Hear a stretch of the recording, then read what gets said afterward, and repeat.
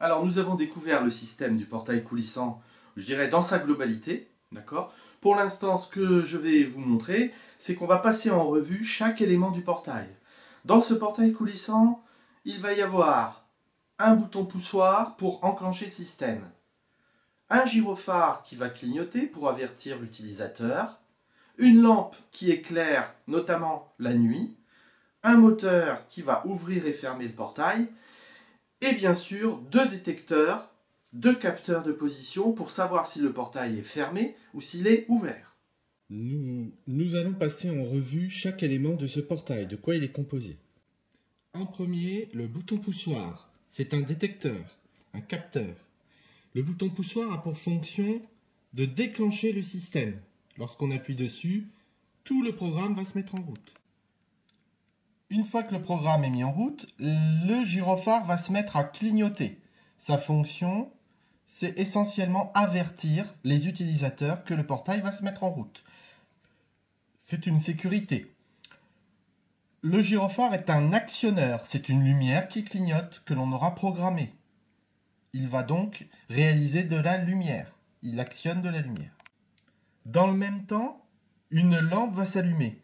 Elle a pour fonction simplement d'éclairer la zone du portail, essentiellement la nuit. Nous n'avons pas sur ce portail un système de détection jour-nuit. On pourrait le rajouter, pour que la lumière ne s'allume que lorsqu'il fait nuit. Actuellement, dans notre programme, la lumière s'allume tout le temps, qu'il fasse jour ou qu'il fasse nuit. Pour finir, cette lampe, comme elle génère de la lumière, c'est un actionneur, elle ne détecte rien. Elle réalise l'action qui est d'éclairer. Enfin, lorsque le portail se met en route, la grille va pouvoir s'ouvrir grâce au moteur, ici présent, et aux engrenages qui vont réduire la vitesse. Sinon, le portail s'ouvrirait trop vite. On a aussi ici un système mécanique pignon-crémaillère pour qu'on puisse avoir un mouvement de translation. Le moteur est un actionneur, il va générer du mouvement, une action qui sera une rotation des engrenages. Le moteur est piloté avec sa carte, ici, qui elle-même est reliée au boîtier que vous connaissez, le boîtier Autoprog. Enfin, nous avons deux capteurs, en plus du bouton poussoir qui permet d'enclencher le système.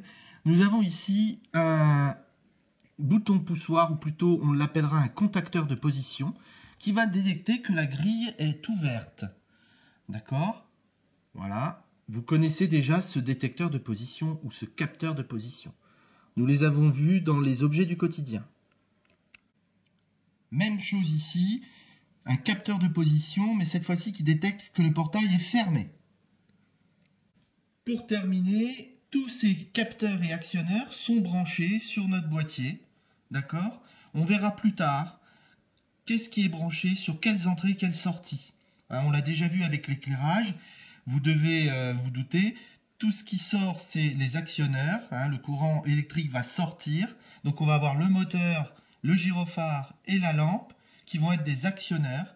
Tout ce qui rentre, ce sont des informations qui proviennent du bouton poussoir et des deux capteurs de position de la grille. Donc ici, nous avons les entrées et ici les sorties. Je reviendrai là-dessus un peu plus tard. Alors, nous avons vu le fonctionnement global du portail et je vous ai montré un par un les composants, leurs fonctions, leur rôle, si c'était des capteurs et des actionneurs.